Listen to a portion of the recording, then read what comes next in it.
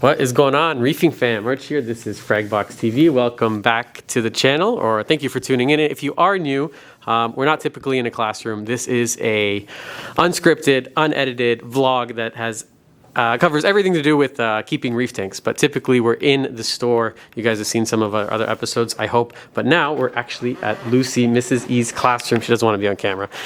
We set up one of these tanks. I'll link in the description the setup. It's looking really good. This is the Studio 12 from Reef Casa, all-in-one reef tank.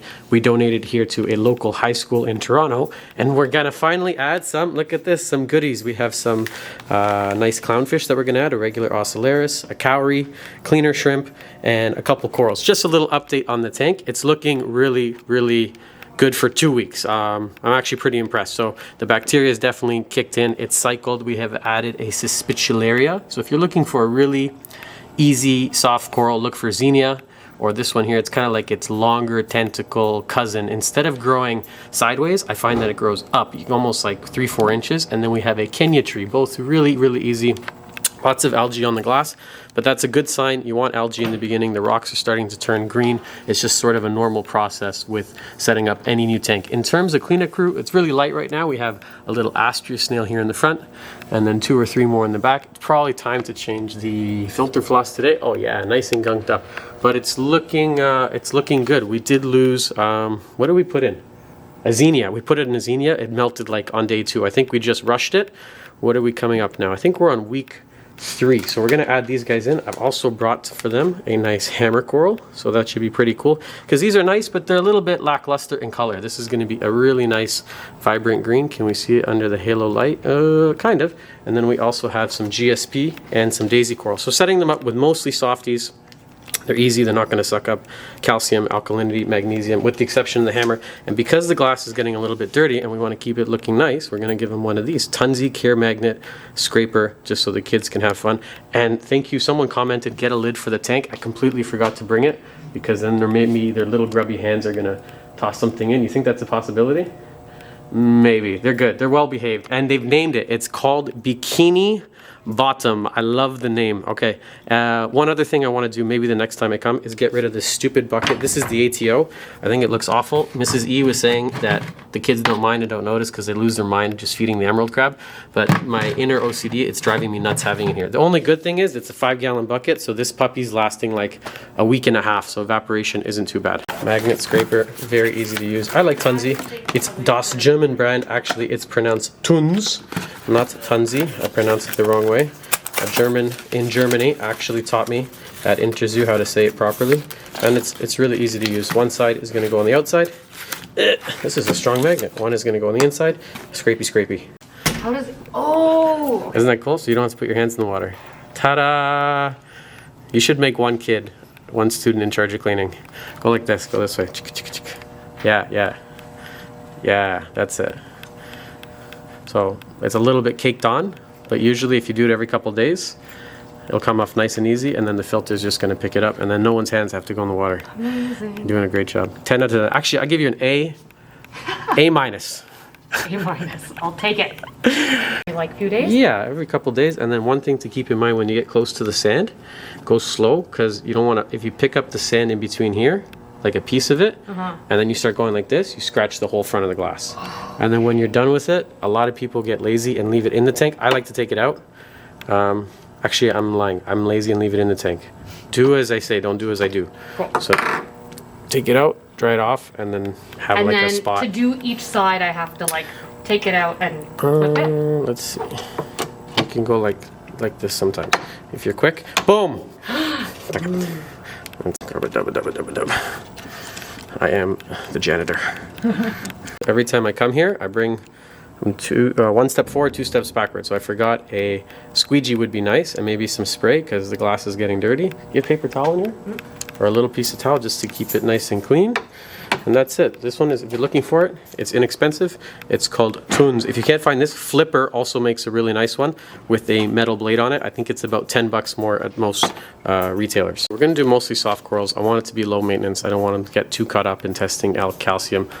Testing's done here. This is cycled. I'm going to check the salinity for them.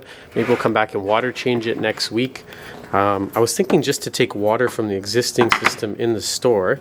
This is an awesome refractometer, by the way, little sales plug. We have them in the shop. It's what we use to test our own salt too. And we'll just make sure that everything is good. Don't do it like this, like I always say. Do as I say, don't do as I do. Use the included pipette because this will rust out on top. And if you take care of them, these will last 10 years. So I'm just looking through it. Yeah, 1.025 on the money. So the ATO is working. There he is. Look how cute he is. This is captive bred. That's a regular Ocellaris. We wanted to start with one, test the waters, make sure he does well, give the kids a chance to name it. I also poured in water directly from our the water that came from the store. Why am I doing that? Because it's very old water, lots of bacteria, and it's just good for the system. It's like taking a transplant of the store. So when I open these bags, typically when you're getting a fish from anywhere from a store, do not put their water in your tank. You run the risk of introducing ick and velvet, Brooklynella. There's lots of diseases and parasites that can be in the water. I know that ours is good, so in this case I'm going to make an exception because our water is the bomb diggity and it's actually going to help. But do as I say, don't do as I do. Do not introduce water from anyone else's aquarium into your tank ever. His name is Jacques. Very creative. This is a cleaner shrimp. You guys have heard me talk about them in videos all the time. They don't actually really clean, so the name is a little bit deceiving. They'll eat like leftover food that's in the tank, and sometimes they'll help clean fish of parasites, so that's where they get their name.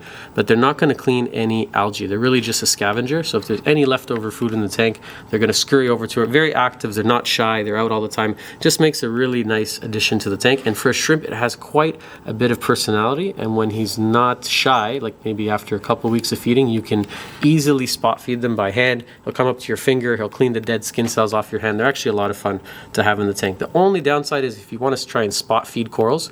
So I want to give the kids, after maybe a couple Dunkin' stuff that's really interactive where they can get in there and put like coral food right into the mouth of the corals. This guy, this quick bugger, will come and steal it out of the mouth of the coral and sometimes inadvertently kind of hurt the stomach and with his little claws pull it right out. So what I recommend doing typically is feed him first, get his stupid appetite out of the way so he's nice and full. He'll go off with his little bunch of food, and then you can take the time to kind of spot feed individually each coral. We've added a hammer coral, maybe a touch early. You know, I usually don't recommend adding LPS within the first month, but the tank is looking pretty good. I forgot glue, so I should have brought some cyanocrylite to attach it, but I got lucky. I was able to find a spot in the rock where the plug just fits really naturally. It was like almost waiting for me to stick it in there. This is a hammer coral, so it can sting other corals, semi-aggressive. So we have a little bit of space here from the Kenya tree. And then in terms of light, you want medium light and medium flow. So I got him halfway up on the rock. Maybe it's a little bit on the higher side, but it came from higher light in our store. So if anything, it's going to be lower here. And he should open up roughly to the size of a golf ball or a toonie. I guess you might not know what a toonie is because most of your viewers are in the United States, but it's like, we have a $2 coin here in Canada, and it's about the size of a golf ball. And he should fill up this space nicely, and he's a vibrant green. This is a branching hammer too. Okay, I need you guys' help in the comments. Grows like snot. Is that, people say that? It's going to grow fast. This is a green star polyp. Right now it doesn't look very green just because it's closed and stressed out. Oh, hello fish. And I put him on what we call, oh, I'm not allowed to swear on the channel. I'm going to say aggressive island. Okay, I use another word that starts with A and ends with hole. But this is a very fast growing coral, and once it starts to grow, there is no off switch. Incredibly fast growing. So what I like to do is isolate it. So this rockwork, as you can see, is separate from the other ones, so that when he really starts to grow, we can manage it, we can cut it and frag it and prune it and trim it back. If I were to place it, let's say right here, this coral will take this entire piece. There's no stopping it. So if you're going to add star polyp, it's beautiful, it's easy, it's inexpensive, it's a great soft coral, great for beginners. Just be mindful. Put it on a rock. Let's say you did want to put it here, put it on a rock that's easy to manage and move. Never put it at the base because you will be in big trouble once he starts to grow. Not a bad idea. So Miss E is just asking me here behind the scenes how much and when to feed the fish. Typically, once a sprinkle every day. You don't want to see any food really hitting the floor. I guess you can feed a little bit extra just for the cleaner and the emerald crab, so they have something to grab. The cleaner is pretty, he's a scavenger. He'll even eat the feces of this thing. They just find food in the tank. And then over the weekend, if he's not fed, he's not going to die. He'll be a little bit hungry. Fasting is good for you. Over here in the back, I've added a little daisy coral. Oh, kind of hard to see. This isn't my ideal placement for it. I'm just kind of having to work with the rock work because I didn't bring the glue with me today. And then what we want to get in here eventually, I'm just waiting for a nice one, is a bubble tip anemone. So our friend here will have a coral to host and live inside.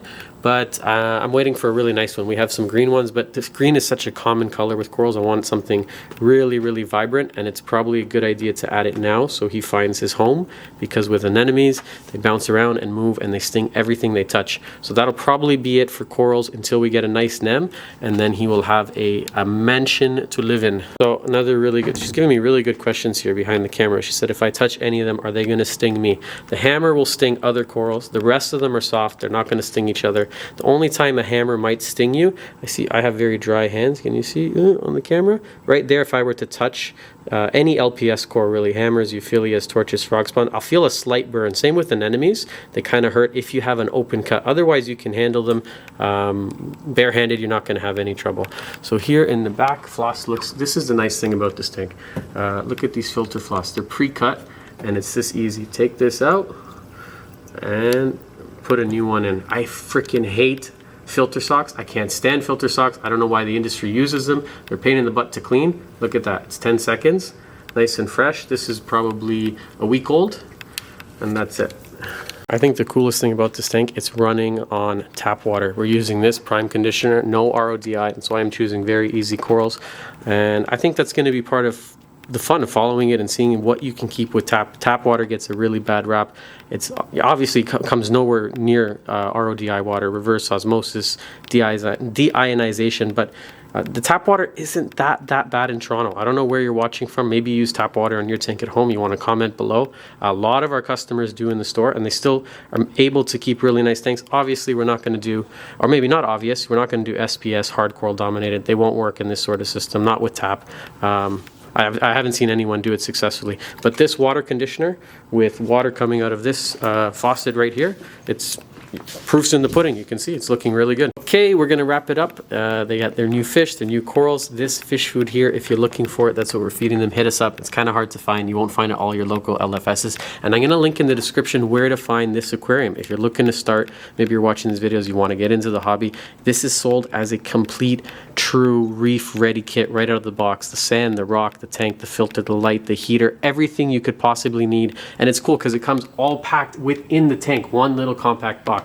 And they ship internationally. We can send it right to you. I'll put it in the description below. That's reefcasa.com. If you like this tank, if you like everything related to saltwater reef keeping, give us one of these, like button, comment, and subscribe. We'll see you guys back here very soon. Thank you for watching today's episode of Fragbox TV.